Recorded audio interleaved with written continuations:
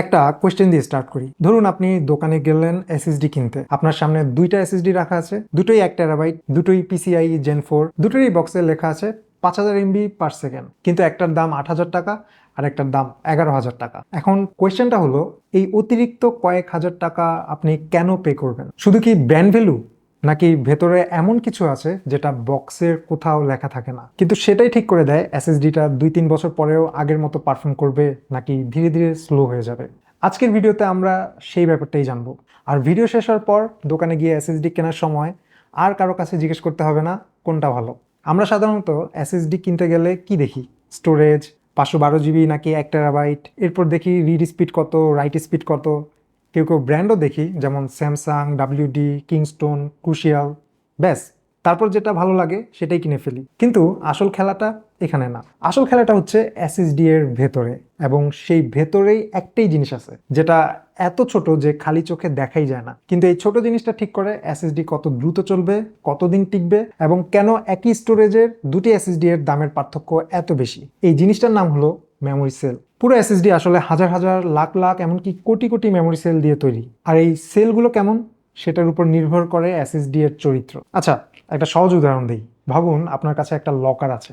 যদি ওই লকারের মধ্যে শুধু একটাই জিনিস রাখেন, তাহলে সেটা খুঁজে বের করা কিন্তু খুবই সহজ। কিন্তু একই লকারের মধ্যে যদি আপনি দুইটি জিনিস রাখেন, তখন একটু খেয়াল করতে হবে। তিনটা, আরেকটু কঠিন, চারটা, এখন তো কোনটা কোথায় আছে সেটা বুঝতেই সময় লাগবে। লকারের সাইজ কিন্তু একটুও বাড়েনি, কিন্তু এর ভেতরের জিনিসের সংখ্যা বেড়েছে। এসএসডি এর মেমোরি সেল ঠিক এই কাজটাই করে।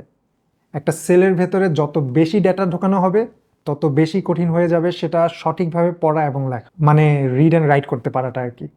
এবং এখান থেকেই শুরু হয় পুরো গল্প। এই কারণেই এসএসডি এর 4 ধরনের ন্যান্ড ফ্ল্যাশ দেখা যায়, যেটা হলো SLC, MLC, TLC আর QLC। এই 4টার পার্থক্যই আসলে ঠিক করে দেয় আপনার এসএসডি হবে প্রিমিয়াম নাকি বাজেট ফ্রেন্ডলি।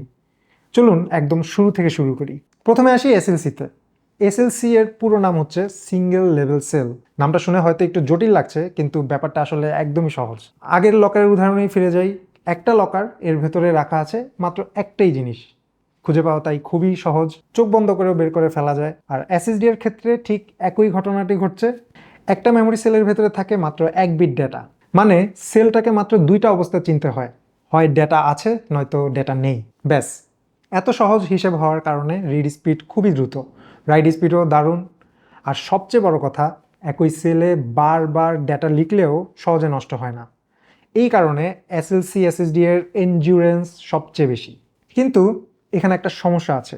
ধরুন আপনাকে 1 TB স্টোরেজ বানাতে হবে। যদি প্রতিটা সেলে মাত্র 1 বিট রাখা হয়, তাহলে কতগুলো সেল লাগবে? অসংখ্য। মানে চিপের সাইজও বড় হবে, সিলিকন বেশি লাগবে, ম্যানুফ্যাকচারিং কস্ট বেড়ে যাবে, আর শেষ পর্যন্ত দামটাও হবে আকাশ ছোঁয়া।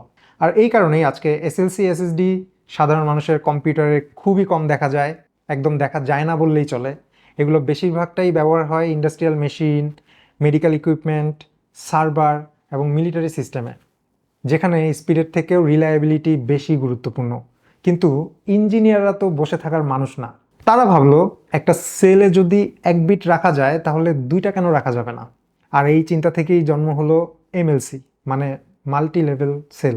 এবার একই সেলে রাখা হলো 2 বিট ডেটা, মানে একই চিপ, কিন্তু স্টোরেজ হয়ে গেল প্রায় দ্বিগুণ। শুনতে তো দারুণ লাগছে, স্টোরেজ বাড়লো, দামও কমলো, কিন্তু কিছুই তো ফ্রি আসে না। আগে সেলটাকে চিনতে হতো মাত্র দুইটা অবস্থা, এখন চিনতে হচ্ছে 4টা আলাদা অবস্থা। মানে আগের তুলনায় একটু বেশি হিসাব করতে হচ্ছে। ফলে রাইট স্পিড এবং রিড স্পিড একটু কমলো, এনডিউরেন্সও কমে গেল। তবে সেটা এমন না যে ব্যবহার করা যাবে না, বরং সেই সময়ে MLC ছিল এক ধরনের সুইট স্পট।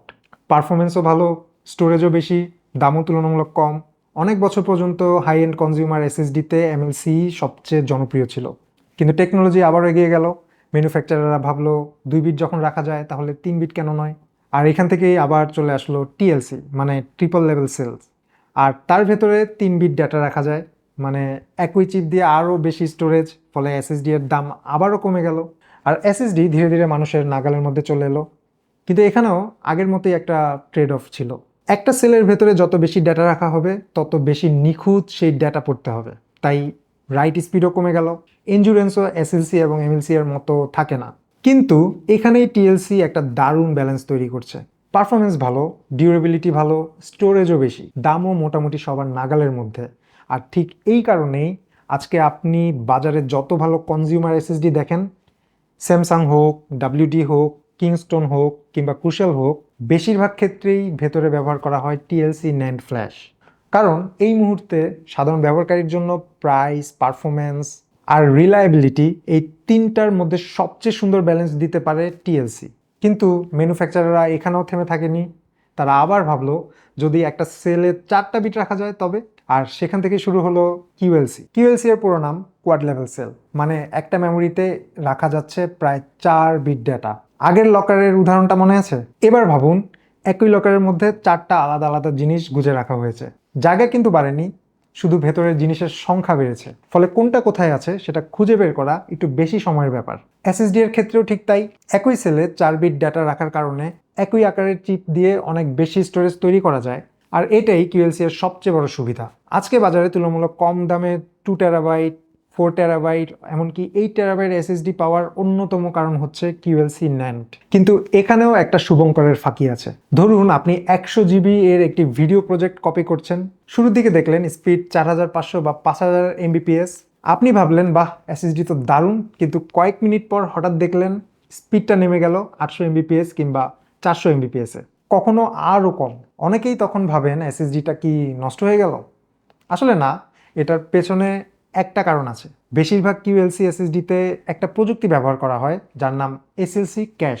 চলেন এটাকে খুব সহজভাবে বুঝি। ভাবুন আপনার বাসায় একটা ছোট টেবিল আছে, বাইরে থেকে বাজার করে আনলেন, সব জিনিস প্রথমে টেবিলের উপরে রাখলেন, তারপর সময় নিয়ে এক এক করে আলমারিতে গুছিয়ে রাখলেন।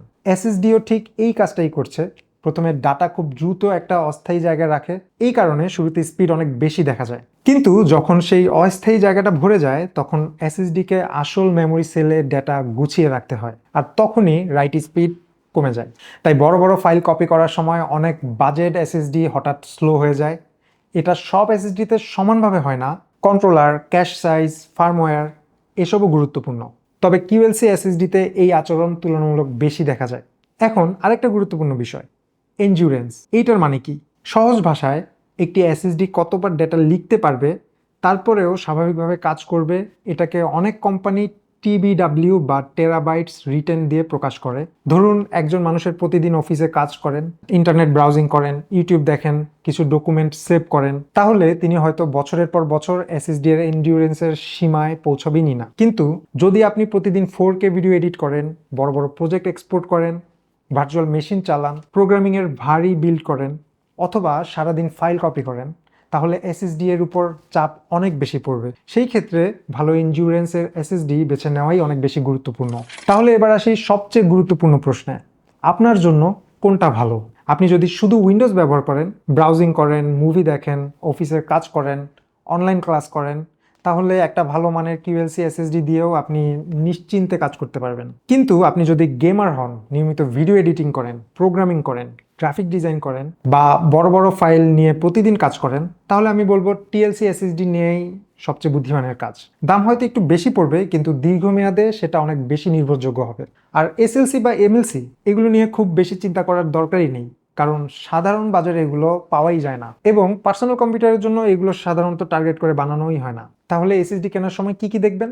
মাত্র 5টা বিষয় মনে রাখুন। স্টোরেজ কত, ন্যান্ড টাইপ টিএলসি নাকি কিউএলসি, ডির‍্যাম ক্যাশ আছে কিনা, টিডাব্লিউ বা এনডিউরেন্স কত, ব্র্যান্ডের ওয়ারেন্টি আর রেপুটেশন কেমন। শুধু বক্সে লেখা 7000 এমবিপিএস এর স্পিড দেখেই এসএসডি কিনে ফেলবেন না, কারণ বাস্তব ব্যবহার কেমন হবে সেটা শুধু স্পিড দিয়ে বোঝা যায় না। অনেক সময় একটু বেশি দামি এসএসডিটাই কয়েক বছর পরেও একই রকম পারফরমেন্স দেয়। আর খুব সস্তা এসএসডি হয়তো শুরুতে ভালো লাগলেও কিছুদিন পরে পার্থক্যটা বুঝতে পারবেন। তাই পরের বার দোকানে গিয়ে যদি দেখেন দুইটা এসএসডি এর স্টোরেজ একই, পিসিআই জেন একই, রিড স্পিডও প্রায় সেম, কিন্তু দাম আলাদা, তাহলে আর শুধু ব্র্যান্ডের দিকে তাকিয়ে সিদ্ধান্ত নেবেন না। একবার জিজ্ঞেস করবেন, ভাই এটা টিএলসি ন্যান্ড নাকি কিউএলসি ন্যান্ড? বিশ্বাস করুন এই একটা প্রশ্নই হয়তো আপনার হাজার হাজার টাকার ভুল সিদ্ধান্ত থেকে বাঁচিয়ে দিতে পারে। ভিডিওটা যদি আপনার কাজে লেগে থাকে তাহলে একটা লাইক দিয়ে জানিয়ে দিন। যে বন্ধুটি নতুন এসএসডি কিনতে যাচ্ছে তার সঙ্গে ভিডিওটা শেয়ার করুন। আর এমন সহজ ভাষায় টেকের লুকানো বিষয়গুলো জানতে অবশ্যই চ্যানেলটা সাবস্ক্রাইব করে পাশেই থাকুন। আমি আবারও হাজির হব নতুন কোনো টেক টপিক নিয়ে। ততক্ষণ পর্যন্ত ভালো থাকুন, সুস্থ থাকুন।